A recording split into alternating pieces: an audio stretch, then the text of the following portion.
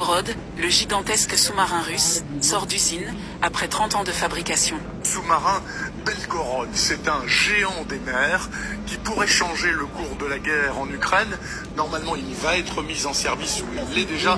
Dites-nous en plus, Lydie. Alors, je vous présente le sous-marin Belgorod. C'est tout simplement le plus long sous-marin du monde avec 184 mètres de long. Il vient tout juste d'être livré à la Russie après quasiment 30 ans de construction avec quand même quelques interruptions. Alors concrètement, dans la vraie vie, ce sous-marin, il ressemble à ceci. Vous le voyez, il est évidemment immense. Sur cette vidéo, on le voit dans le chantier naval de Seltmarsh, c'est en mer Blanche. Et hormis évidemment son gigantisme, ce sous-marin possède deux particularités, deux atouts majeurs. La première d'entre eux, c'est qu'il est capable de tirer des torpilles Poséidon. Alors qu'est-ce que c'est des torpilles Poséidon? Eh bien c'est tout simplement des torpilles drones à charge nucléaire de 24 mètres de long, 2 mètres de diamètre, avec une portée de 10 000 kilomètres, qui sont capables de provoquer des tsunamis